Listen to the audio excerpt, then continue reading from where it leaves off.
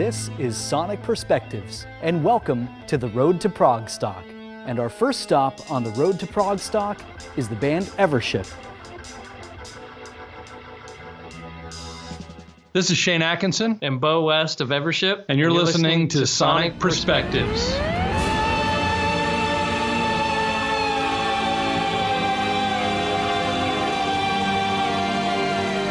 And welcome to another interview here at Sonic Perspectives. My name is Austin Kokel, contributing author and interviewer with the Sonic Perspectives team.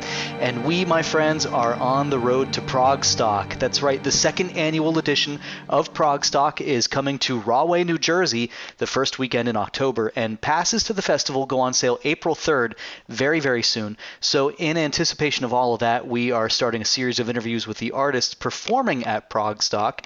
And we're kicking it off with a band who was in the audience last year for the debut edition of the festival, and now will be on stage for the sophomore year, based out of Nashville and helmed by the duo of Shane Atkinson and Beau West. Ladies and gentlemen, I'd like to welcome Evership. Hey guys, thanks so much for being here with us today. Thank you, Austin. Appreciate it. Thanks, Austin. Yeah, sure, happy to have you. So first off, can you just kind of tell everyone what role each of you play in the band? Well, I'm on the live band. I play keys. In the studio, I play a bunch more instruments, but I do keys mostly. Yeah, I mean, you studio, live, whatever you want to say. I mean, studio, I do drums, I play a lot of stuff, but we got a band now to do that. So nice. Yeah, we Beau West, mainly just sing for the band. I did try to play guitar for a stint. I can play guitar, but he can play guitar pretty well, but I wanted him to be a little more of a front man. Yeah, and with all this stuff, I really like not having an instrument in my hand. It allows me to be a lot more theatrical and focus on the numerous words I have to remember. That's what I was going to say. I mean, yeah, it's I'm amazed not just having a guitar in your hand. I'm amazed you don't have a lyrics sheet in your hand, because I mean, this is like I do, and I still mess up. So there's a lot of words. There's a ton of words. So, but it's we practice pretty regularly. So it's finally sunk into my head. And after 3 years of post-production, I have it pretty well down. The first album, at least. And then you get to start all over again for the next one. Yeah. So first things first, I mean, obviously, congratulations on being invited to ProgStock. I mean, just how exciting is it to be getting ready for this thing? Yeah, man, it's awesome. I'm real excited. It was a great festival. As you mentioned, we were there last year. Tom invited us up, and wow, what a great just kind of boom out of the chute. No holds barred. It was professional. It sounded amazing. The venue is amazing. I mean, it was a great experience. We're real excited to be there this year. That's what I'm hearing. That it's you wouldn't know that it was the inaugural edition of it. That it looks like it's a well-oiled machine so far. Yeah, absolutely. Awesome. Yeah, well, we had just come off Rozfest. That was earlier that year. Earlier that year. So what was nice is kind of putting it back to back with that festival. It was, it was just like there wasn't as many people, but at the same time, it kind of felt the same venue. Yeah, so it was kind of a part B almost. Yeah, it was really great. Well, especially being in New Jersey, and then kind of the Gettysburg area. It's kind of like that same northeast Atlantic kind of region as well too. So that's probably part of it. But I was listening on one of our friend podcasts the other night, House of Prog. They were talking about the festival coming up, and that they don't try to compete with the other festivals. That there are just so many great bands out there that some of them just might not get a chance to be seen on every single cruise or whatever's going on. Yeah. So it's another possibility to bring more great music to more people, and I love that aspect of it. Absolutely. Yeah, they are two different things, but they are of the same, I would say, class. Yeah. Yep. And as just a music fan, and more specifically a prog fan, the more the merrier, in my opinion. Because not everyone can get to all of them. So. But going back to you guys, though, first off, I'd just like to say that your debut album is just impressive, so impressive. And I'm not the kind of guy who would, just BS about that during an interview. I mean, if I didn't think it was great, I would just kind of say, anyway, I just kind of just move on. So let's talk about the album. Yeah, exactly. I mean, it has a nice personality. Yeah. So I mean, it's not me, it's you. Yeah, it's just not working out. Debut album. No, it really is just a massive effort. I mean, I've been, I listened to a little bit ago. Our friend Joel Barrios here at Sonic Perspectives first turned me on to it last year, and it kind of just slipped past for a little while. And then when I saw the announcement for ProgStock, I went back to it and saw that he had tagged me in a post and everything, and started listening again. And I was kicking myself for that little 6 month where I kind of forgot about it, because it is just an amazing piece of work. It really is. I mean, my biggest complaint is that I just want more of it after listening to it, So if that's the worst thing, that's welcome. But it's a great great compliment. Thank you. Yeah, it's hard to describe what all's going on in the album because there's so many different facets to it. For the listeners of this interview who are new to you guys, how would you describe what's the Cliff's Notes version of what you try to do with Evership? Well, I think fundamentally Evership is more about an experience. It's about a musical journey, and it's the Evership, and that's kind of the primary. I think that it comes off very much like watching a film, kind of an epic and maybe a fantasy film, or at least a real deep, engaging film, in the sense that it's kind of like watching a movie with your ears kind of experience. It truly is one of those headphone albums, sit back, prepare to spend some time, and just kind of let it take you away. It'll do that kind of thing. Yeah. At the same time, it has I would say it has a real album rock element to it that makes it very enjoyable. It's not like you have to sit with headphones. You can actually crank it up in the car, and it'll work in that kind of environment too. Yeah, and I've done pretty much all of the above as I've been preparing to talk to you guys. I've had it in the car. I've done headphones. I synced my tablet to my sound bar via Bluetooth and just cranked it up that way. Yeah, good. So yeah, good. I've kind of put it through its paces of production and everything, and it holds up across the board. So the two of you, Shane and Beau, I mean, you guys are basically the nucleus of the band, but like we were saying, just the scope and scale of what's on the album is I can only imagine how difficult it is to bring that to life live. What musicians do you guys have to help you fill out the live band, and how do you bring that to life, that huge, lush production? How do you make that live and breathe on the stage? Or try to. I'll let Beau has something to say. It's a lot of work, of course. I think, Shane, we had Rossfest was a great teaching tool. I mean, being one of our first shows right out of the gate was terrifying. But I think, we've really done a good job, and Shane has done a really great job at keeping a sense as we have practice and hit the stage and practice and hit the stage. It's really become, live show has become its own thing, which, that's easy to say, but with this kind of music, we get this question quite a bit. I would say we pull it off pretty well. Shane is pretty adamant about keeping all the elements on there but what I like about it is that it has morphed into its own monster. And I will say, our bass player, Ben, and our new guitar player, John, and new bass player, John and Ben, have been just, morphed into it really, really well, and have made it even, I think, I'm super excited to hit the stage again with those two. And it even brings more personality to the band, having these two different players. So it's great.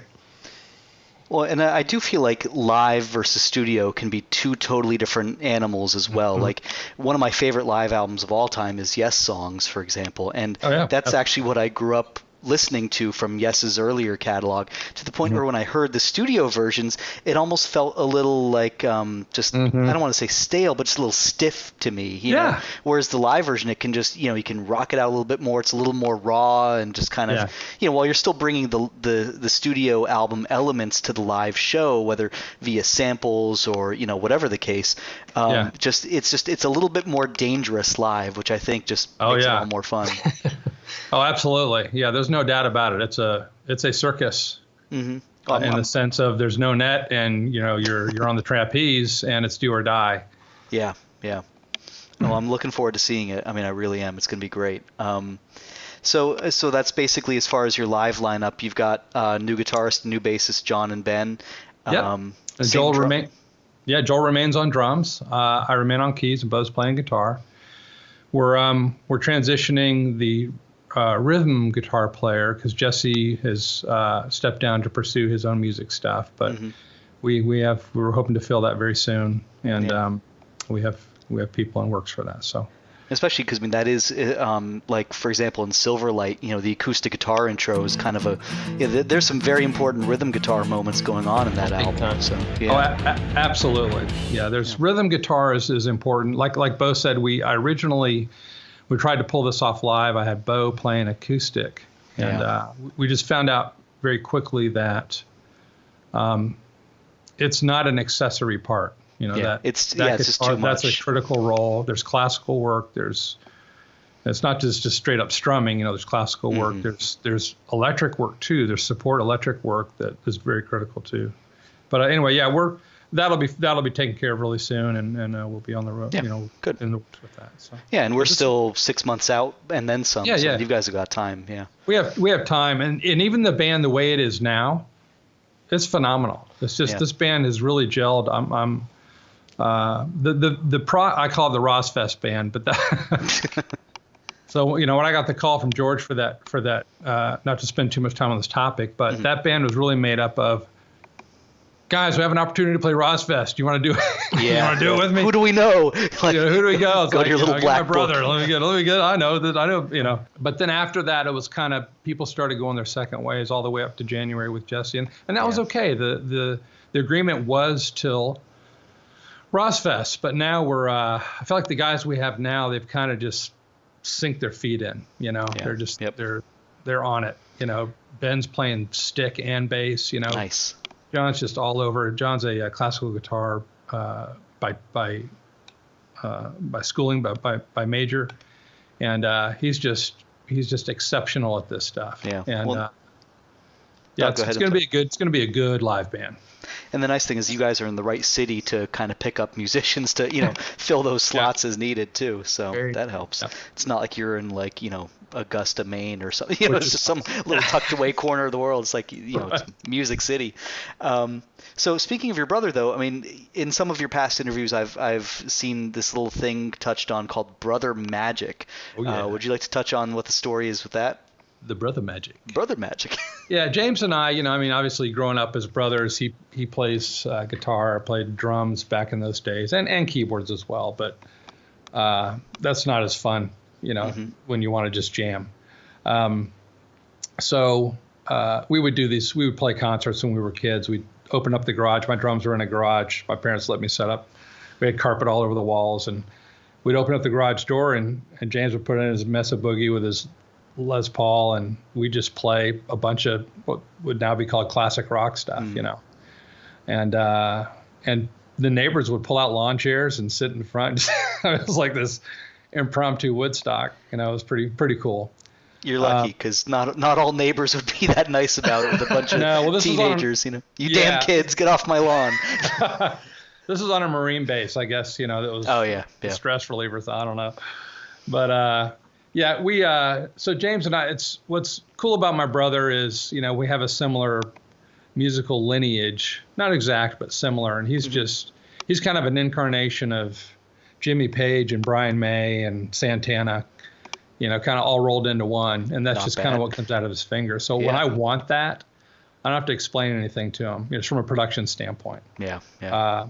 Whereas other guitar players, if they don't have that background, I have to try to get them into that space, But with James, it's like, here's the music. It's kind of like when you have the same blood, you have the same, you have the same genomic makeup, just you kind of think alike. And so that's just what contributes.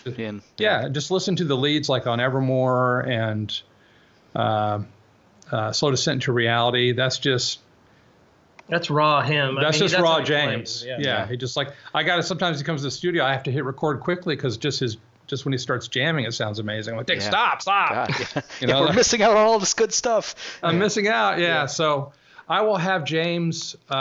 James is, like I said, he's moved on. He moved to Atlanta and is pursuing other things, but he'll be doing some of the lead work on this record. Otherwise, John will be handling local. Cool.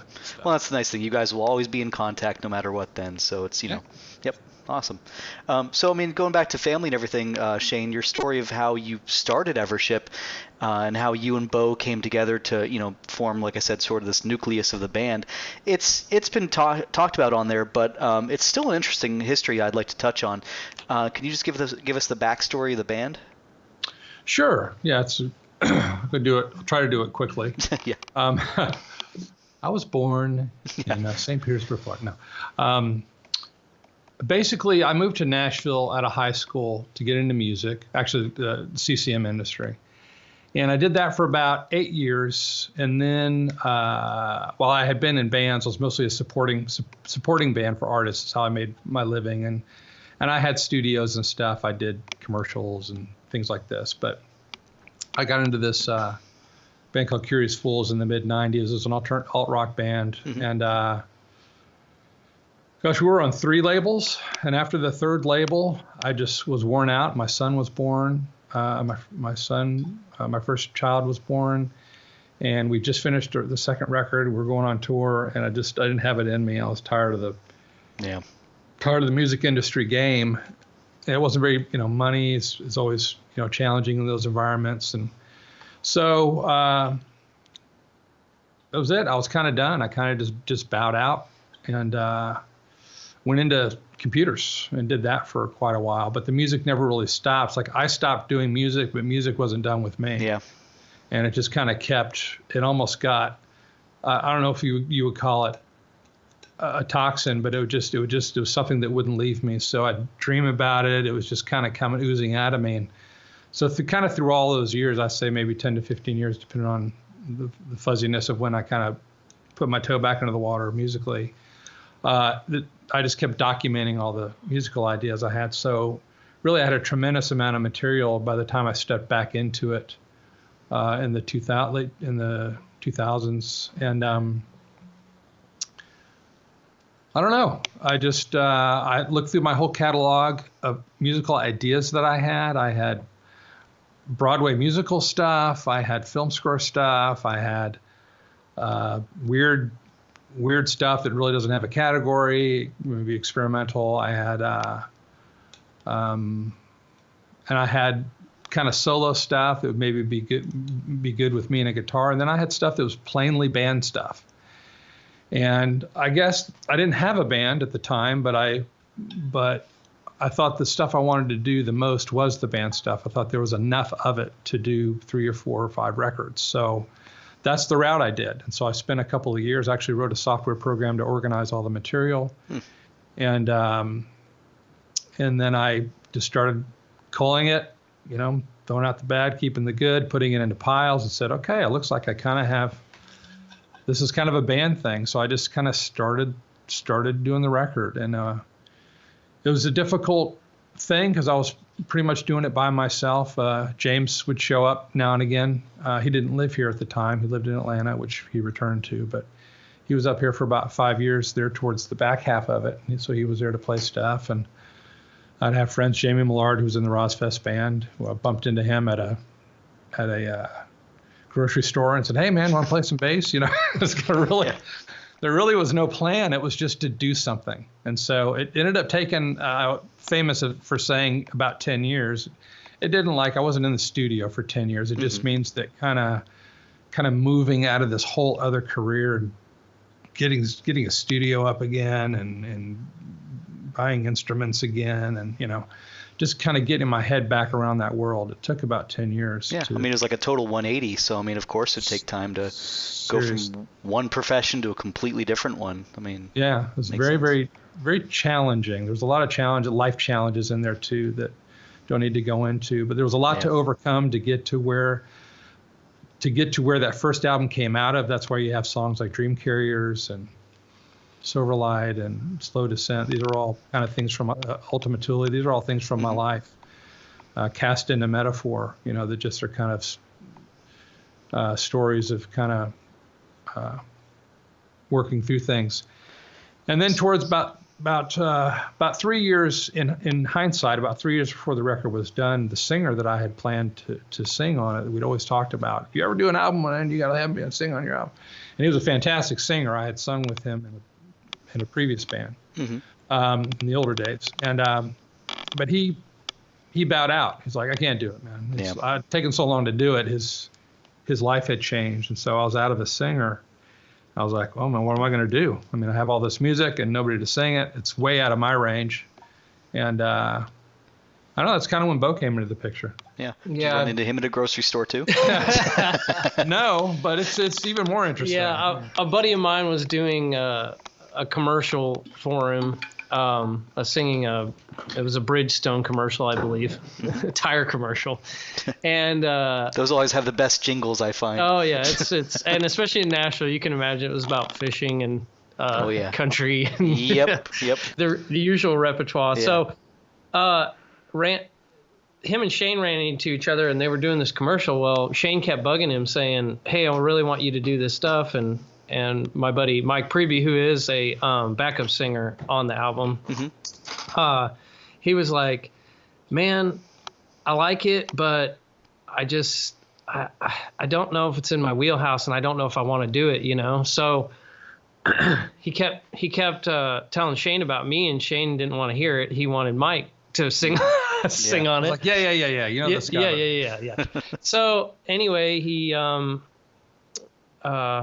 Mike finally said, no, Beau's your guy. So we set up a phone call, and I think we talked for like 4 hours that night because I had all these ideas about what I wanted to do. But 3 years prior to me meeting Shane, I told my wife I kind of was done with music. I had did the rigmarole in Nashville, going for it and getting doors shut in my face and the whole 9 yards. And everybody's saying, man, you got a great voice, but, And I had a lot of my friends, Rory, who did the photographs. He even said, did our famous steampunk photographs. He even said, man, Beau, if you could just find a home for your voice, that would be awesome. And I just couldn't. So I finally put my guitar in the closet. I literally one day put my guitar in the closet. I told my wife, I said, I'm done with this. I'm just done with all this crap. My daughter was being born. I was like, man, I'm done with all this rigmarole. So it was just frustrating. And she goes, well, what would you want if you could play music? I go, I want no creative control. I don't want to write anything. All I want to do is go into a studio and sing. Well, lo and behold, 3 years later, I really, that's what I said. And she goes, oh my goodness, you got pretty much everything you wanted. So, anyway, me and Shane had the phone call. I came in like probably that next weekend. Pretty soon. Yeah. I was ready I sang on it. He was like, okay, cool. And then I kind of sat by him at the board and sang a little bit with him. And he's like, okay, cool. Can you come back like Tuesday or something? I said, yeah. So I came back. Mind you, I came home. I told my wife, I said, man, this stuff's pretty cool, but I'm on the fence. It's Nashville. So it's very like who you run into. It's just a very cutthroat town. There's a lot of, people hold their cards to their chest. It gets really weird and convoluted, especially as a singer. So you're like, am I good? Am I bad? Yeah. Now I have a complex. So anyway, lo and behold, I came back the next time, sang a little bit more, and he's like, okay, well, can you come back like this weekend? And I was like, well, yeah. And we got into this conversation. I said, well, if I'm the singer of the band, he goes, let me stop you. He goes, you're my singer. And I was like, oh, I made it? Okay, cool. Yeah, like how do you go into that topic without making it totally awkward? And Yeah, exactly. Right. So are we going to go steady? I mean, where's this relationship going? Yeah. Are you going to get me a promise ring for this? Come on. Yes, exactly. Right.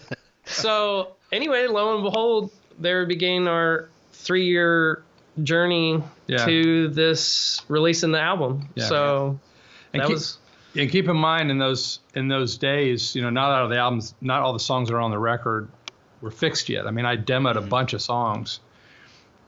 Some of them just didn't make this record, not because they're not any good. They just didn't make it for one reason or another. And so they're going to be actually on this next record, and then the other ones aren't even on the next record. They're on the one, they're on 2, 3, and 4. So just in the queue, yeah. So I mean, going back to everything that you guys kind of gave up and decided to move on from, I'm putting the guitar in the closet, I'm just giving up music. Because, I mean, I've even had the same thing. I grew up playing bass and cello and played in bands all through high school and college and everything. And now I make TV commercials for a living. So I kind of gave up the dream. But, I still literally have dreams where I'm playing bass in my, I can see the fretboard and everything. I'm actually playing it. And it, still haunts me. And that's why I do stuff like this, because it's, a good way to kind of live out that side of my personality as well. But, I mean, at what point did you, both you guys, did you feel that you had made the right choice going into all this and just saying, you know what, one last shot? Or is it more of a gradual realization? Or, at what point did you say, yeah, we made the right choice, with this paradigm shift? Well, for me, it was very intentional. I mean, there was it wasn't so much. Yeah, it was like, you're done. I mean, we sold our house, we moved, we downsized. I literally built a recording studio in the backyard. It's time to go back. It's time to make one, as you said, it's time to make take one more swing at this thing. So I'm pretty determined to kick out, these these 4 or 5 records, come hell or high water, And I tell you what, just to Shane's credit, like I've seen this guy come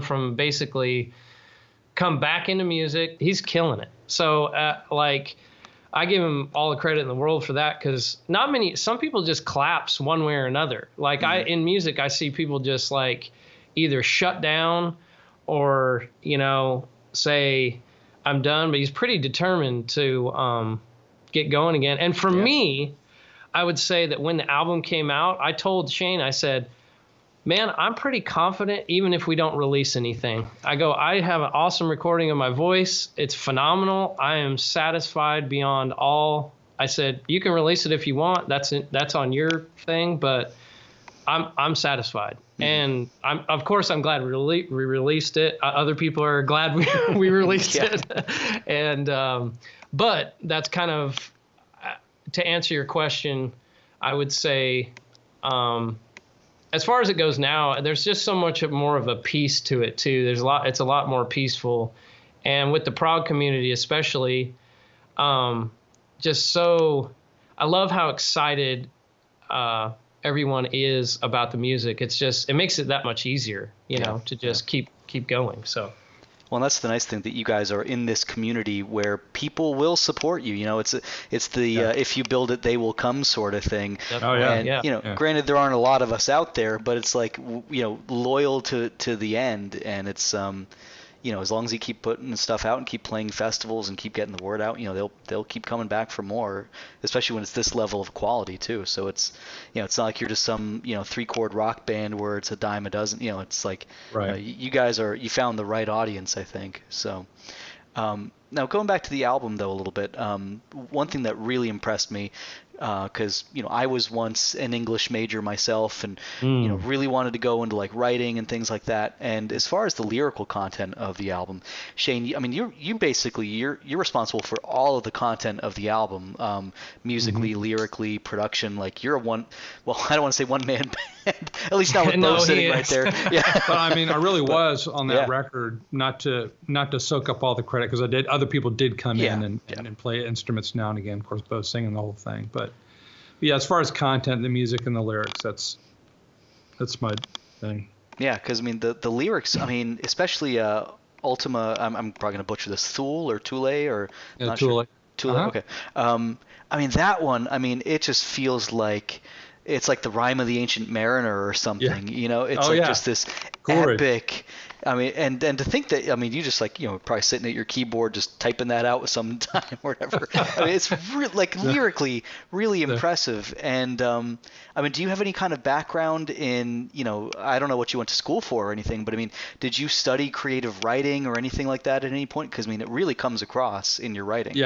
Yeah, I was a lit major and a music minor. Okay, well there you go. So it's pretty easy question to answer. Yeah. Well, on the flip side of that coin, Beau, I mean, you sing it with such passion, like really almost like you were saying, just a theatrical sort of stance. You make the lyrics sound just like you wrote them. Like it's so intensely personal to you, the way you perform it. Have you sort of made your own meaning out of Shane's words, or do you feel more like a thespian playing a role on stage? It's kind of twofold. Actually, I was going through, when we met, as I was singing the lyrics, it's weird how I was going through some pretty lows in my life, and the music was playing into it, like a lot of it. So what was nice is, I mean, not nice, but because I went through, therapeutic and somewhat tragic in some ways. It was kind of for me, I like taking journeys in music. Like I used to love sitting down and listening to an album cover to cover and feeling the emotion. And so for me, I almost don't like, how do I say this? Sometimes with the demos, I get a little lazy because I like experiencing it while I'm singing it. So the emotion does come forward. And so sometimes that can be dicey as a lead singer because I need to work on the music. And Shane would say, you need to work on it. And I'd be like, I'll work on it. But I kind of like having the music in front of me and experiencing it while I'm singing it because I know the passion will be there. So it's kind of, that's how I like it to come across, as if I'm singing it almost for the first time and experiencing it at the same time. That way I can really push that forward. So yeah, and then as far as on stage, I'm developing my own character. I think at Rozfest, especially, I finally was just like, I wasn't having the best singing, singing night. There was other circumstances involved. There was a lot of stress, and I pretty much lost my voice almost halfway through. Yeah, and had to kind of hold it together. But I thought to myself, and Joel, it was awesome. He gave me super kudos about this. We were talking at ProgStock. He's like, I love the way you move on stage. I love how, he goes, you remind me of like an Alice Cooper or somebody like that who moves around and gives people a show. And I thought to myself, we had some technical difficulties out of the gate at Rozfest, like right out of the gate. And I said, you know what? Screw it. I'm going to have fun on stage. Yeah. It's going to be a blast. I don't care if we play every note wrong. I'm going to almost sell this thing. And so the music allows me to do that. It's real easy when you have that kind of music behind you. Well, and people forget when they say prog, it's actually prog rock. So I'm like, go out there and rock, have fun with it. Like, exactly. Command the stage, and maybe get a swagger stick if you want to, really be like Alice and just, Sure. But, exactly. But no, I mean, good for you. And yeah, I mean, as somebody who's sung and played in bands myself, yeah, I know sometimes you just get that adrenaline where your fingers lock up, or like you said, you just lose your voice, and it's like, and what's your plan B at that point? And yeah, I think you found the right one there. But just going back into lyrical content too, just because I really think I'm definitely a music first, lyrics second kind of guy. But I feel like with Evership, I mean, the lyrics are just so damn good that it like really just commands the listener's attention. And for our listeners of this interview who aren't familiar, if you guys will indulge me for a second, the album opens with this: "Come to you this story, or from you does it come? How born to this blood was I to a curse upon me how? Whence comes the night, hence comes the call, the teeth and claw, the hunger raw, cries it's over me now." And I mean, that's just like... I mean, that's like Call of the Wild, like Hemingway. That's just like, it just gets the blood going, And then it's 55 more minutes, give or take, of the same kind of thing, and it's just like, so good. So I mean, kudos to you guys for just making, like me, somebody who focuses on the instrumentality and the melody of the vocals first and the lyrics second. I mean, from the first listen to the album, I was like, yeah, tell me more. What's this all about? You know? So I mean, good stuff all around. Well, thank you, man. Appreciate that. Thank you. And then, you know, the other another song on there, Evermore, which we'll play a little excerpt of that. The opening piano and vocal duet on that. I mean, my God, I mean, it's, you know, I've had teachers tell me, never write about love and loss. It's like the most cliche thing in the world. But I mean, you guys just this week had me cry at that part of the song twice. I mean, it's that good. So I mean, it's. Sorry, I don't mean to laugh. Yeah, how do you like that? You know, salt in the wound. How cold. But I mean, just, you know, it's just the performance, the lyrics, it's just the whole package. It's really just fantastic, and I hope people go out and give it a listen if they haven't already. But speaking about the album, though, more just the first opening moments of the album from Silverlight, we hear so many different instruments. We've got strings. I'm probably going to butcher this word. I believe it's an Azerbaijani instrument, the kamanche, a harp, some light. Yeah, that's pretty good guess, by the way. Thank you. I'm just winging it. You're right on. There's so much stuff going on, and I mean, how many various musicians did you have to pull together to make all this happen? And like, were they mostly Nashville-based, or were you having them record in home studios around the world? And how difficult was it to bring all of that together for this huge sound? Ooh, well, a lot of this comes from my background and just doing everything commercial-wise. So when I built the studio, I had to fund it some way. So in order to get back into music, I just started doing commercials again. And sounds like you know that. Oh yeah. That rig as well. So to a fault.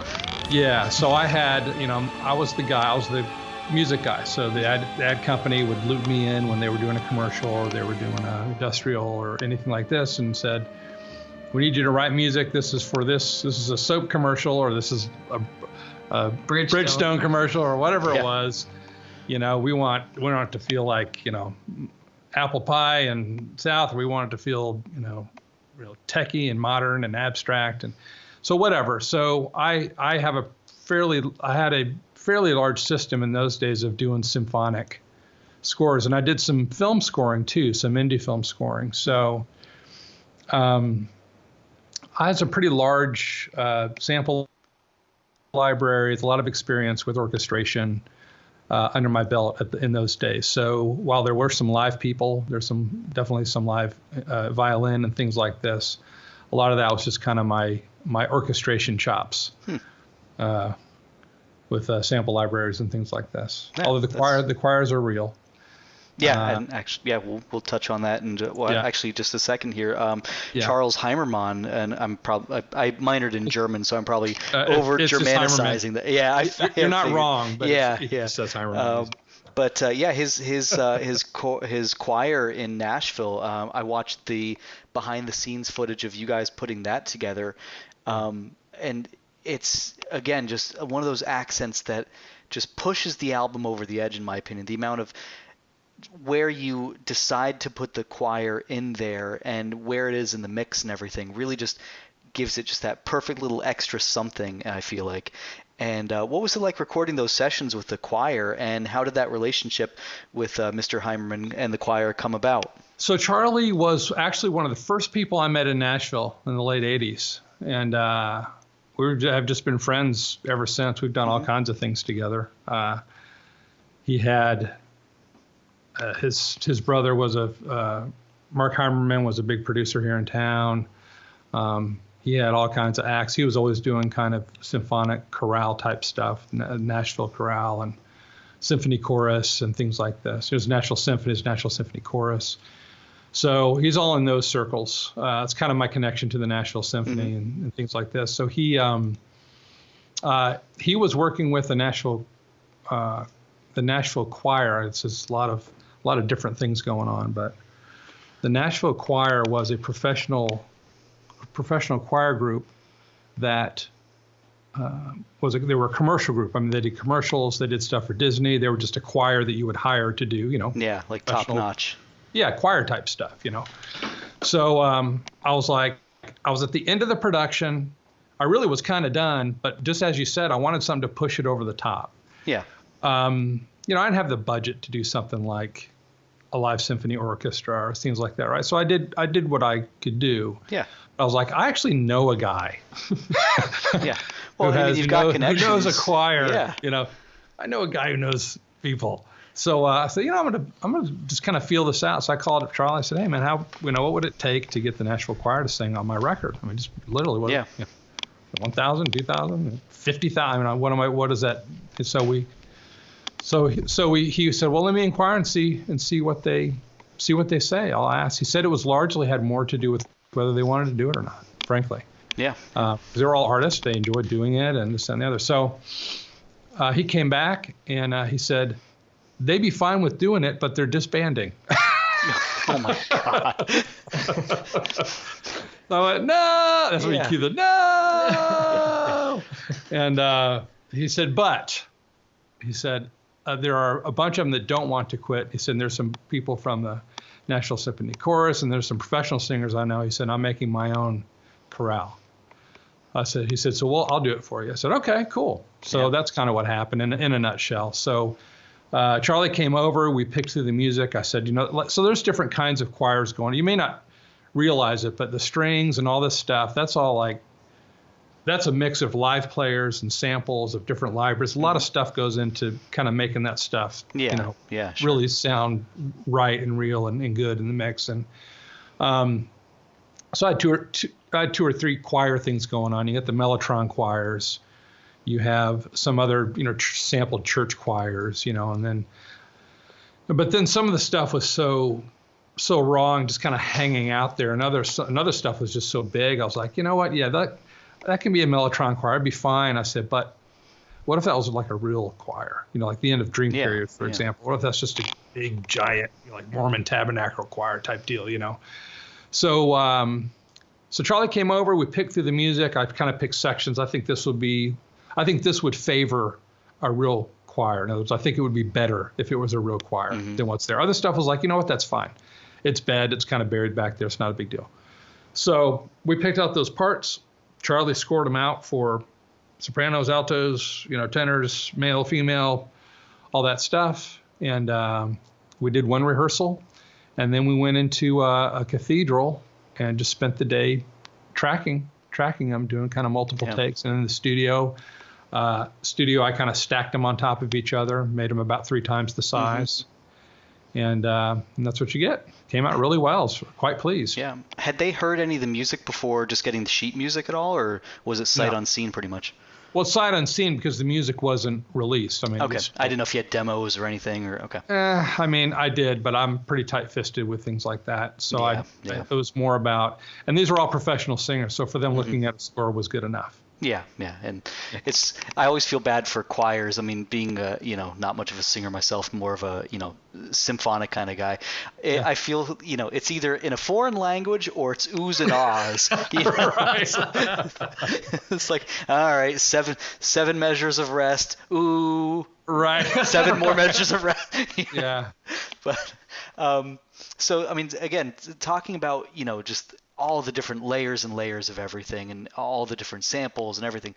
I read recently that you guys are trying to kind of pare down the amount of instrumentation on stage. I mean, I know you said like your new bass player plays Chapman stick and everything, but how are you guys doing with kind of not killing yourselves with the stage production anymore, but still staying true to the album sound? How's that process going? Well, here's the real challenge. The real challenge is the CP70 weighs about 400 pounds, and the Hammond B3 weighs about 500 pounds. And after a while, the back just can't handle it. And the other problem is we can't get into almost any stage in Nashville. They're too small. I've got my profile at Rossfest was 8x8. It's like a drum set. That's like a PROG drum set. Yeah. So it's really big, and we can't get in anywhere. So we can't hardly play anywhere, only because the stage isn't big enough. So I was like, let's just get a little more practical. Actually, the guys demanded that I get a little more practical because they're tired of we got to carry it. Carry the dang thing.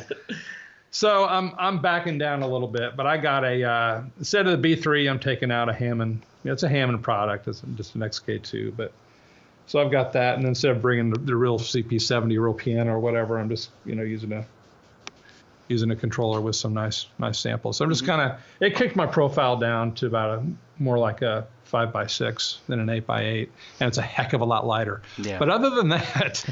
Well, if you ever start wearing a cape, we'll know you're really in trouble with the stage production. Right. Well, that would be me getting bigger, which I would like to do, but I've realized.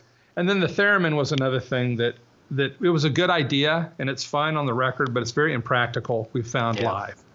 Unless you're making noise with it, it's temperamental. It doesn't stay in tune. There's no real good place to put it because you can't put it by anything. Yeah. Yep. Because that's how it works. Mm-hmm. Yeah. So you kind of got to stick it out in the middle of something. I'm so paranoid that a sound guy's going to walk by it and knock it off the stage. Our Beau's going to be, theatrical. He's going to be twirling past. There goes the theremin, Yep. So that was another thing that kind of like, but we're still taking out the bass pedals. We'll take out the stick and the basses and we'll have the guitars on the stands, and we'll still have all that fun stuff. Yeah. But just where things were impractical, that's all. That's the only stuff we're backing off. If you could do without. Yeah. Yeah, I got you. Yeah. One thing I want to ask about the album, again, talking about all just the lush, everything that's going on. Sometimes I feel like there's so much sound going on that two speakers just might not do everything justice. Is it feasible or even capable to ever do like a 5.1 surround DVD mix of it, or is that just like for years and years down the road kind of thing?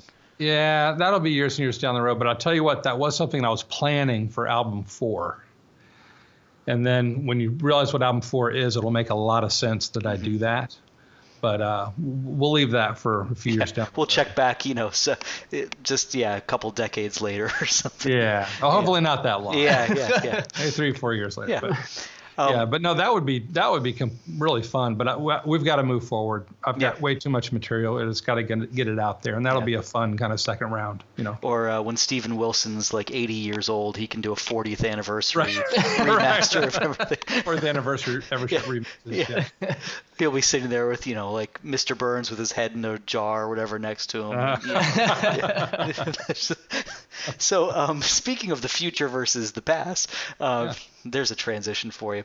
I hear so many different influences on the album. I read in other interviews from you that, you grew up listening to all these different bands that you didn't realize were prog until later on in life you started writing music. Well, that fits in with this genre. But I don't think it slaps the listener in the face either. It's not like some bands you listen to nowadays where it's like, oh, well, they're obviously a 70s throwback thing or whatever. Or like Mike Patton from Faith No More once said at a live festival, he's like, are you hearing these guys? Like, what decade are we in? Yeah. I think you guys find a good balance of influences from the past, but still being forward thinking and modern production and not just sounding like a cliche throwback band. Is that a balance that you try to consciously maintain? Yeah. I would say absolutely. That was completely intentional on my part from a production standpoint. Mm-hmm. I knew the music was original because from myself, I have a built-in penchant to run from anything. Yeah. That if someone's doing this, I'm doing the opposite. So I wouldn't be caught dead trying to copy somebody. So that certainly is not any place where I come from. However, I despise digital. I love the analog sound. I just appreciate it. I appreciate the physics behind it. I think our ears like it better. I think we, even those old synth sounds, somebody hears a sawtooth lead and they think, that's Rick Wakeman, or but that's not how I think about it. I think about the fact that these analog synthesizers with their real primitive waveforms, these are waveforms that are natural, that they're in nature, and our ear just naturally likes them. The sound of a bird, the sound of the wind, the ooh of a wind going through the trees. Mm-hmm. That's a square wave. It's just all of these sounds that we hear in nature, and when we hear them kind of synthesized in that way, it's not something that we have to grapple with. Whereas if you fast forward to these, I don't know, I'm going to keyboards. It's just an easy production element to talk about. If you go fast forward to later with the modern keyboards, there's so much going on with these massive soundscapes. You push down one key and you've got this this whole production. I'm like, what do you do with that? Yeah. Right? It takes up the entire soundscape. There's nothing really that you can do with it unless that's all there is. And so there's just something, I could kind of go on and on. I could go into guitar tones. I could go into microphone techniques, just everything that was done in the 70s. There was a limitation to what you can do, and that kind of made a world. That was a particular kind of acoustic or sonic world that they had to work within. And the world that we had, when you get past that, it kind of became like, well, anything goes. Well, the problem with that is anything goes. So you get a lot of chaos. You get a lot of unnaturalness, which never really sounded good to me. So I don't know if I haven't heard anybody say throwback. I've heard some criticism that they sound like Kansas or this, that, or the other, but that certainly isn't really my intent at all. Is that a criticism? Oh no, I'll take that. Hey, I'll take I wish we just sounded a little bit less like Kansas. This just sucks. Or Boston, fine. Yeah. But that's certainly not my intent. What I like is I like that sound. So So when I recorded it, particularly when I mastered it, I wanted to master it like a 1976 record. You know, I just there's something about mastering for vinyl. So I mastered for the CD like somebody would master for vinyl. And because you do certain things to the low end, you do certain things to the high end. And the difference with my record, and the reason Evership has a sound is because of that, basically. Yeah. It's all analog going in, but I mixed it all in the box and mastered it all in the box. And, well, there's some outboard stuff, but in general. And but with this record, you can turn it up loud. And it sounds great. It doesn't fatigue your ears at all. You can listen to it in headphones. Crank it loud. It will not hurt your ears. I tried to be very intentional with the low end and the high end. And it's mixed like a rock. It's mixed like a rock record in the sense that there's a dip in around the 1K range. I might be getting a little too technical, but you're talking to a prog audience. You're okay. Yeah, get as technical as you want. Kind of classic, rock sound, and that was all very intentional on my part. And I have heard, and I do think some people have mistaken that because I may have nailed the sound too heavily, and they think maybe I'm trying to copy some old bands or something, but that's not it at all. If you can imagine more of a digital production, it might totally become something else, musically, because the music is not necessarily back there at all. I don't think, at least. Well, and like I said at the beginning of everything, I've listened to it in several different formats just in the past couple of weeks. Bluetooth to a sound bar, but at the same time, I'm looking forward to getting a vinyl copy and dropping the needle and just listening to the difference. And it's subtle, of course, I'm sure, but at least to the layman's ears. But it's I feel like it's an album that straddles both technologies well. Yeah, it does. That was the design, and that it was specifically mastered for vinyl by my friend Cameron Henry. Yeah, Cameron Henry. He's done he's a Grammy winner and he's awesome. That was kind of his first. He used to have a studio called The Real East Nashville, which Reel to Reel. They used to, him and his wife, his ex-wife, I should say, used to record reel to reel, all analog board, everything. Yeah. And they sold that studio, and then he does Welcome to 1979. Oh yeah. And, they do master for vinyl, so they do most of Jack White stuff and so on and so forth. So. And so I gave him the raw high-res files, and he mastered it specifically for vinyl. So awesome. The vinyl product is different, and personally, the CD is fine. I did a lot of work to make it sound, very, very analog and non-digital. Mm-hmm. But the LP is the real thing if you really want to experience that vinyl sound. And I think the kind of people who are going to dig this sort of sound that you guys are doing will appreciate that as well. Mm-hmm. Yeah. Hope so. Well, and speaking of, old records and mastering for Welcome to 1979 and everything, the beginning of what's basically essentially the last song, the finale of the album, Flying Machine, Part 1, Dream Carriers, it has sort of an old, crackly Victrola sort of sound at the intro. And I don't think that was by mistake. How did you guys go about making that a reality? Yeah, so I was at an art crawl in Nashville. That's actually where I bumped into Mike Preby again, by the way. He was a real answered prayer. And there was a guy in one of the booths. He had a wax cylinder machine and a Victrola horn, and he was just doing a little demo. He was having people sing into it, and then the wax cylinder would write the stuff on there. And I was like, man, this is cool. I just kind of a Fly Machine just jumped into my head. Yeah. I mean, Fly Machine had already been done, but for the beginning, I thought, man, that would be cool to kind of record have this recording. Yeah, have an old recording, and because that's kind of I'm trying to set you back into that kind of Victorian era. And so I got this guy's card, and I just connected with him. Inner Speaker Records, I think. Yeah, it's him, Mark Artoon, and this other guy who's like this genius when it comes to old recording stuff. Like he knows everything about it. He can take these old machines apart, put them back together again. I think they work with the Smithsonian or something. It's pretty deep historic stuff. So I contacted him and said, hey man, what would it take to give you like 6 seconds of a recording and have you? Is that video on YouTube? Yeah, there's a video of it on YouTube too, just like the choir. There's a making one. And so he said, I wouldn't take any, he said, it wouldn't be any problem at all. So we went over there, and he cut it on multiple different surfaces. He had a portable recording machine that was used back in the 40s, I think. And that's how you made a record. They just set the thing up, and it would cut right to the lacquer. Well, I think in that video wasn't it plexiglass?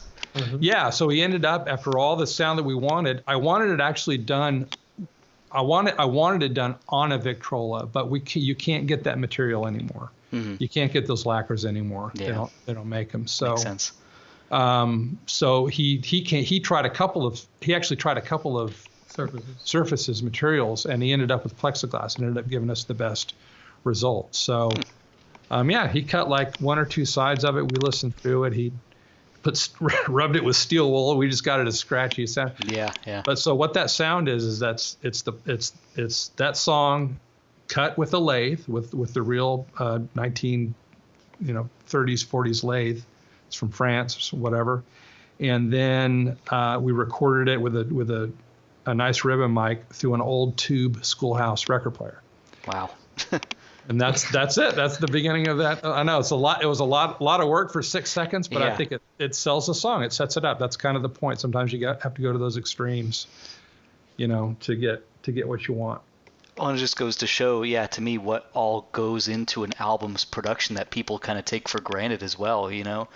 It's a pretty amazing thing, and that is such a DIY thing as well, that you guys, found this guy and worked with him to do it. And it's just, it's one of those nice little touches that just pushes it over the edge that much more.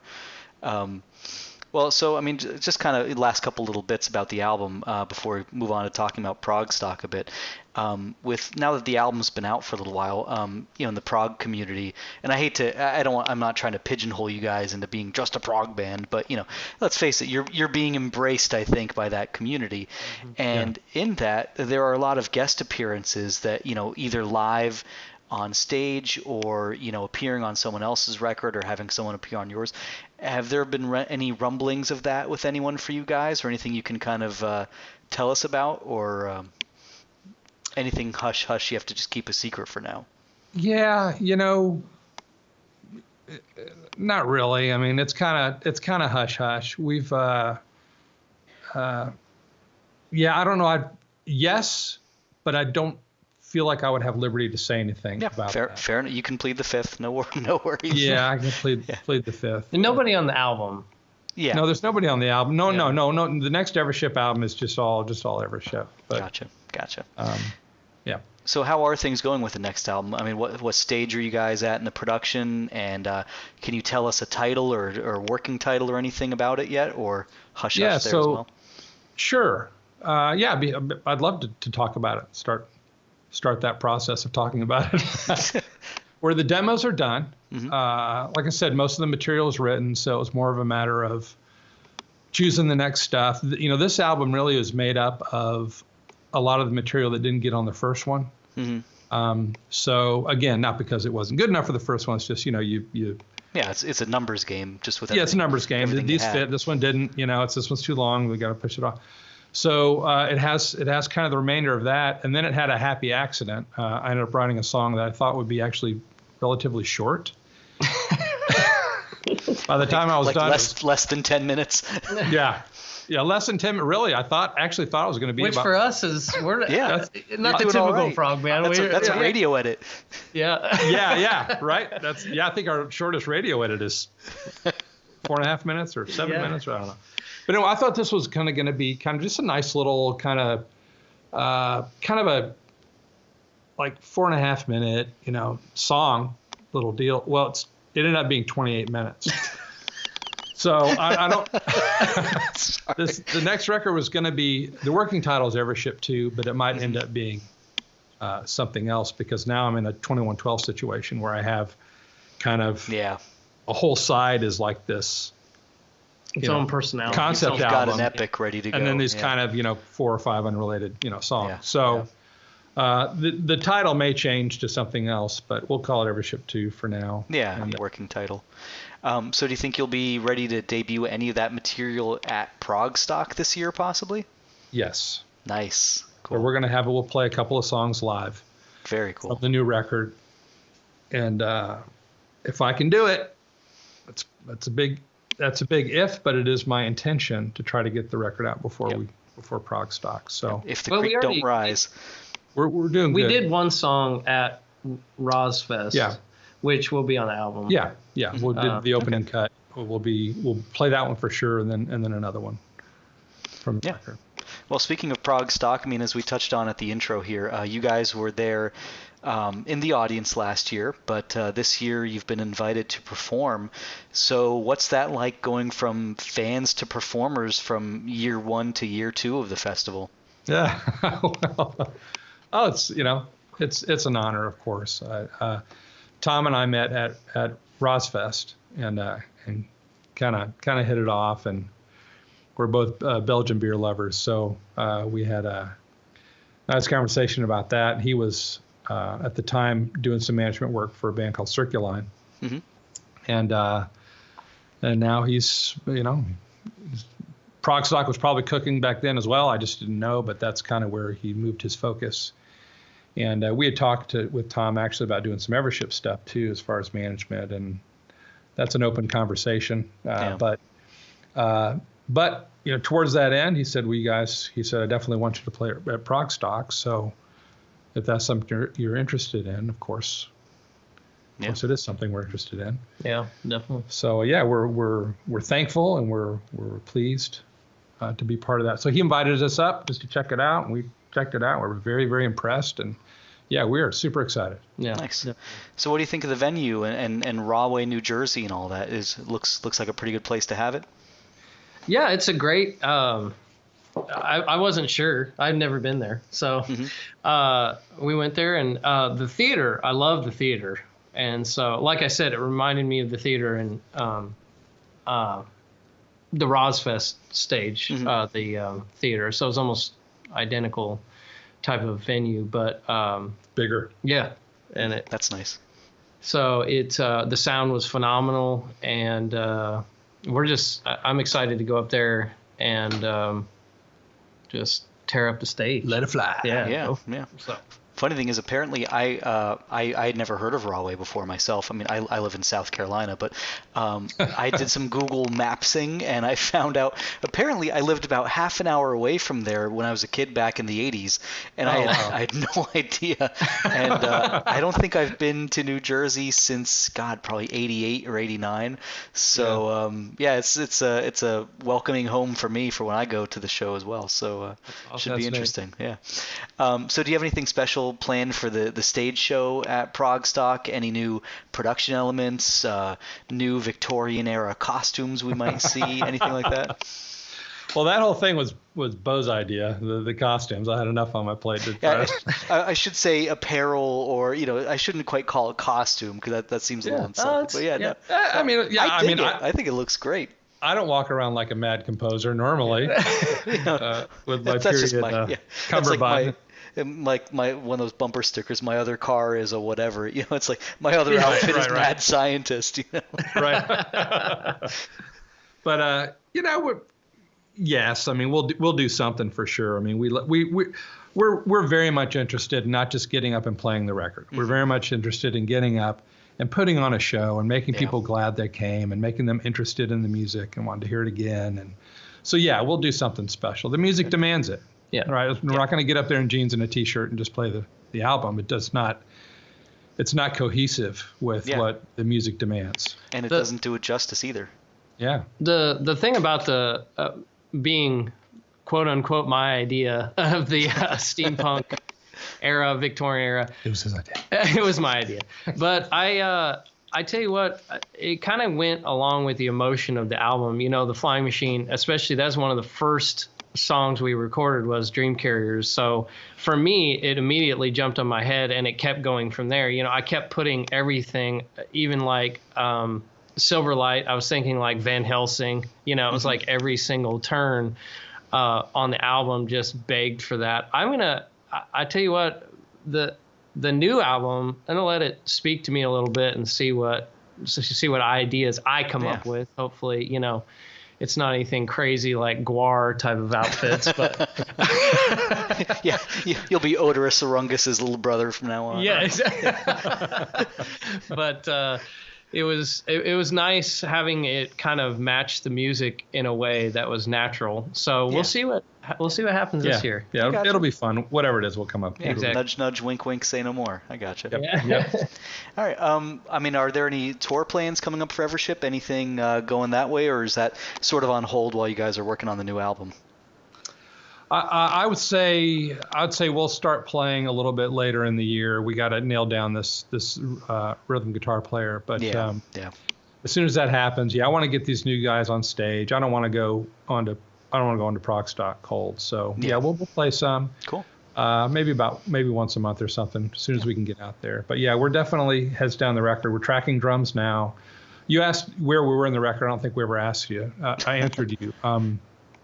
So the demos are done, and we're starting to track drums now. It's a process we're on. Gotcha. And then we'll move through all the instruments, and they'll bring in Beau, and so there's a good. Yeah. We're doing good. It's moving right along. It's in the oven, and it sounds like it's baking well. Yes, it is. Smelling good. Yeah. So, is there anything about the band, the new album, ProgStock, anything we haven't touched on that you guys would like to talk about? I think we covered everything pretty good. Yeah. Everything from Alice Cooper to Rick Wakeman to to baking in the oven. I think we're I think we pretty much covered it pretty well. I will say I'm super excited about ProgStock in particular. Like we've touched on already, but I would like to elaborate upon. I mean, Rob Rutz, Marty and Rob have been just super fans of ours and have got us into the prog community so easily, and of course Tom. But like I said, the festival they put on, it was just really top notch last year what they did, and I'm excited to be. When they made the announcement, I was like, yes. It was like, wasn't it like 3 a.m? Yeah, they made the first announcement, so we were like half asleep. I was like, "Oh, cool." Yeah. Then you're wired, and But or when we were talking with Tom about it, he was like, "Yeah, I think you guys. It was awesome." But I am really honored and humbled to have such a community embrace us so well. So we're super excited. I mean, I'm jumping out of my seat ready to go get on stage and have fun. Well, and that's what I like about doing these, this series of interviews with everyone, that I'm getting to know the bands a little bit more myself as we lead up to it. And it's getting me all, that much more excited as well. And just from really digging into your album, I mean, this isn't just something that's going to be in my rotation for a little while or, this year or whatever. And this is an album I'm going to listen to for decades. I really think so. So I'm really excited to see you guys live and see what you do with it. I think it's going to be pretty electric. Thanks, Austin. Yeah. Thank you. All right, well, guys, Shane Atkinson, Beau West, best of luck with everything the rest of the year, the new album, ProgStock, everything you've got going on. And I think it's going to be awesome when we see you guys the first weekend in October in Rahway, New Jersey. So thank you both for taking the time to chat with us here at Sonic Perspectives, and we look forward to seeing you guys and hearing what's next from you.